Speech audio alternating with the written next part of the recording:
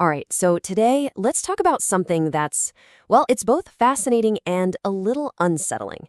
We're going to unpack a pretty famous prediction about where we're all headed, one that says our whole global society might be on a collision course with collapse. So, what's the big deal with this number, 2040?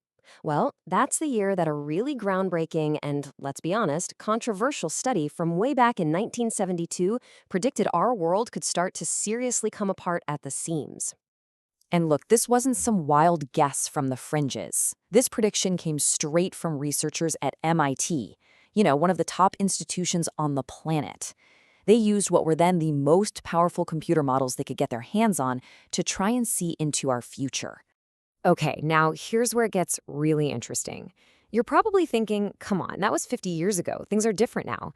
But a recent follow-up study, this one from a senior director at the massive firm KPMG, found that not only are we still on track with that 1972 prediction, we might actually be ahead of schedule. So, yeah, let's figure out what's going on.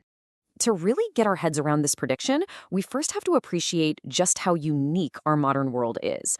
The source material uses this brilliant analogy to frame it all, comparing our civilization to a jet engine.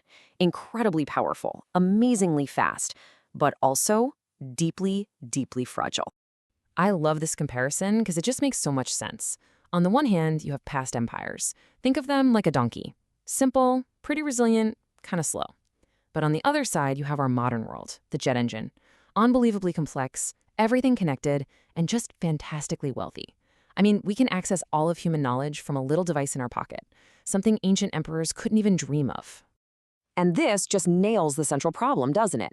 A jet engine is an absolute marvel, but one tiny flaw, a single cracked blade, one bad sensor, and the whole thing can literally fall out of the sky. Our globalized world is a lot like that. Our complexity and our interconnectedness, the very things that make us so powerful, they're also our biggest weaknesses. A small hiccup can turn into a total catastrophe because everything is so tightly wound and moving so fast. Okay, so how on earth did they actually make this prediction way back in the 70s? Let's pop the hood and look at the mechanics. We're going to dive into the World 3 model, which was the pioneering computer program at the very heart of this whole MIT study. You gotta remember, this was absolutely cutting-edge stuff for its time. I mean, the computers they were using had less power than your microwave has today. They used this method called system dynamics. The idea wasn't to just look at one thing by itself, but to model how everything interacts with everything else in a super complex system. In this case, the entire global economy. The entire model was built around this one key idea: feedback loops. The perfect way to think about it is when someone holds a microphone up to a speaker. It picks up its own sound, amplifies it, and you get that horrible screeching noise. That's a feedback loop. The World 3 model was looking for those exact same dynamics in our global system, where one small change could snowball into a massive, massive effect. So what did the model actually track? It boiled everything down to these 5 interconnected variables. And it makes sense when you think about it, right? More people means you need more industry and more food. That consumes more resources and, yep, creates more pollution. You change any one of them and you start feedback loops that affect all the others. Now, the MIT team was smart. They knew that predicting the exact future is basically impossible. So the model wasn't a single prophecy, it was more like a tool. They ran the simulation again and again, tweaking the starting points just to see what different kinds of futures might pop out. Let's take a look at the 3 main scenarios they focused on. Okay, so this table breaks it down nicely. First, you've got the comprehensive technology scenario. That's the super optimistic path, where we basically invent our way out of our problems just in the nick of time. Then there's the stabilized world scenario. This is where we consciously decide to make big policy changes. Think renewables, recycling, to steer the ship away from the iceberg. And then you have business as usual too, which pretty much assumes we just keep on doing what we're doing. And folks, this is the real gut punch.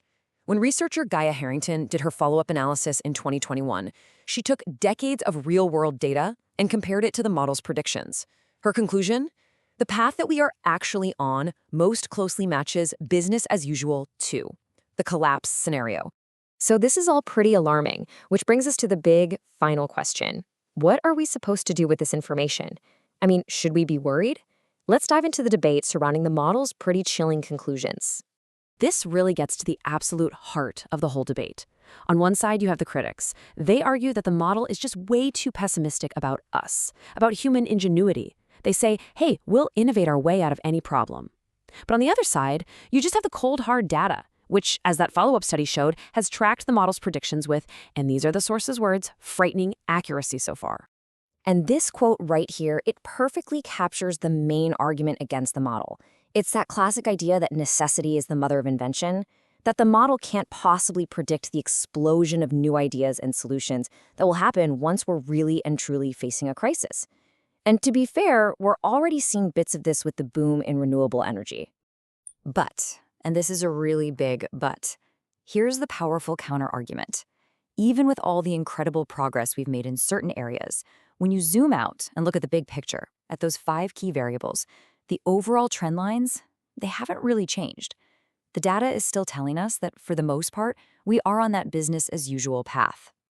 And that brings us to the final, really provocative question that the source material leaves us with. Where does all this leave us? Is this just a fascinating academic exercise, something to debate? Or is this a 5-alarm fire drill for our entire civilization? The model doesn't give us the answer.